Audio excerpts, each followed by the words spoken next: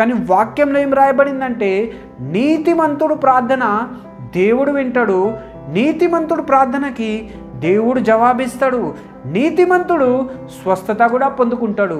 ఈ నీతిమంతుడు ఎలా అవుతాడు? మనిషి నీతిమంతుడు ఎలా అవుతాడు అంటే, ఒకవేళ అన్నమనుకో మీ పాపాలని ఒకరి ముందు ఒకరు ఒప్పుకోండి, దేవుని దగ్గర ఒప్పుకోండి అంటే నేనేం పాపం చేయలేదు కదా అంటారు. కానీ వాక్యంలో ఏముంది? మనము తల్లి గర్భంలో పుట్టినప్పుడే మనము పాపులము. ఎప్పుడైతే మనము పెరుగుతూ ఉంటాం, మన వయసుతో పాటు అంతా మన పాపం కూడా చేసుకుంటూ వస్తాము. ఫస్ట్ డే ఒక్క పాపం చేస్తాం, నెక్స్ట్ డే 2 పాపాలు చేస్తాం, 3వ రోజు 3 పాపాలు చేస్తాం.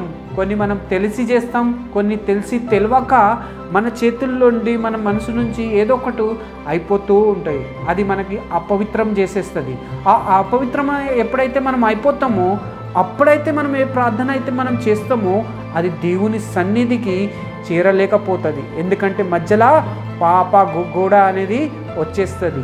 అందుకే కొన్నిసార్లు మనం ముట్టిగా ప్రార్థన చేస్తుంటే మన ప్రార్థనకి జవాబు రాదు. మనం అనుకుంటాం ఎందుకు ఈ జవాబు వస్తలేదు అని. ఎందుకు జవాబు వస్తలేదు అంటే పాప గోడ అని ఒకటి అడ్డంగా ఉంది. ఈ పాపం అని గోడని మనం తీసేయాలంటే మనం ఏం చేయాలా? నీతిమంతులు అవ్వాలా. ఈ నీతిమంతులు అవ్వాలంటే మనం ఏం చేయాలా? యేసయ్య దగ్గరికి రావాలా. యేసయ్య దగ్గరికి వచ్చి యేసయ్య సన్నిధికి వచ్చి, ప్రభువా నేను పాపిని, నన్ను క్షమించు, నీ రక్తంతో కడుగు. ఎప్పుడైతే ఈ ప్రార్థనని మనం చేస్తామో దేవుడు ఆ ప్రార్థనని వింటాడు.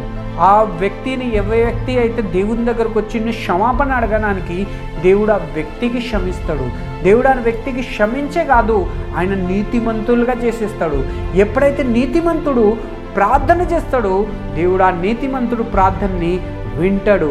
అప్పుడు ఆ నీతిమంతుడు చేసిన ప్రార్థనకి దేవుడు జవాబిస్తాడు, స్వస్థత కూడా ఇస్తాడు. ఓ బ్రదర్ అండ్ సిస్టర్, నా స్వస్థత ఇంకా జరుగుతలేదు, ఇంకా ఈ కార్యం జరుగుతలేదు, స్వస్థత వస్తలేదు అంటే దాని అర్థం ఏంటంటే మనల్ని మనము పరీక్షించుకోవాలా, మనల్ని మనం ఏం చేయాలా? సరి చేసుకోవాలా, మనల్ని మనం మనుషుల దగ్గర కూడా సరి చేసుకోవాలా, దేవుని సన్నిధిలో కూడా వచ్చి సరి చేసుకోవాలా. ఎప్పుడైతే మనుషుల ముందు సరి చేసుకుంటాం, దేవుని ముందు సరి చేసుకుంటామో అప్పుడు మనం నీతిమంతులు అవుతాం. నీతిమంతుడు ప్రార్థన దేవుడు వింటాడు, జవాబిస్తాడు, స్వస్థత కూడా ఇస్తాడు. ఓ బ్రదర్ అండ్ సిస్టర్, చాలామందికి ఒక డౌట్ ఉంటుంది, నా ప్రార్థన దేవుడు వింటాడా? నా ప్రార్థనకి దేవుడు జవాబిస్తాడా? తప్పకుండా. మీరు ఎవరు ప్రార్థన చేసినా దేవుడు వింటాడు. కానీ దేవుడు ప్రార్థన వినేది ఎవరిది? నీతిమంతులు ప్రార్థన దేవుడు వింటాడు. ఓ బ్రదర్ అండ్ సిస్టర్, వాక్యంలో ఏముందంటే ఏలియా కూడా నీలాగా నాలాగానే ఒక నార్మల్ పర్సన్నే, నార్మల్ మనుషులే. ఆయనకు కూడా ఆయన లైఫ్లో కూడా దుఃఖము బాధ అన్నీ చూసుకుంటూ వచ్చిండు.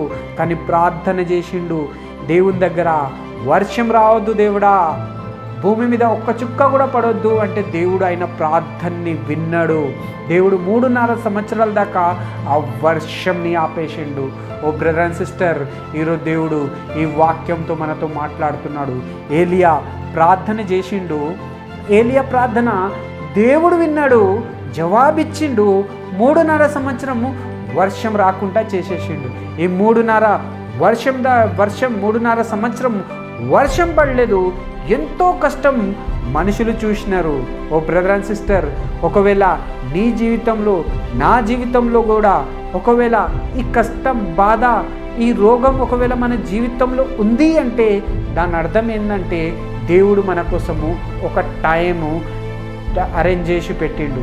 ఏ టైంలో నీకు స్వస్థత వస్తుంది, ఏ టైంలో నీ జీవితంలో అద్భుతం జరగాల అని దేవుడు నీ కోసం కూడా ఒక టైం అనేది పెట్టిండు. ఓ బ్రదర్ అండ్ సిస్టర్, 3.5 సంవత్సరాల తర్వాత మళ్ళీ ఏలియా ప్రార్థన చేసిండు. మళ్ళీ ఏలియా ప్రార్థన చేస్తే మళ్ళీ దేవుడు ఆయన ప్రార్థనని విని మళ్ళీ జవాబిచ్చిండు. మళ్ళీ 3.5 సంవత్సరాల తర్వాత మళ్ళీ వర్షాలు స్టార్ట్ అయిపోయినాయి. ఓ బ్రదర్ అండ్ సిస్టర్, 3.5 సంవత్సరాల తర్వాత మళ్ళీ వర్షాలు మొదలైనాయి, మళ్ళీ ఫలించడము మొదలైంది. ఓ బ్రదర్ అండ్ సిస్టర్, ఈరోజు దేవుడు ఈ వాక్యంతో మాట్లాడుతున్నాడు.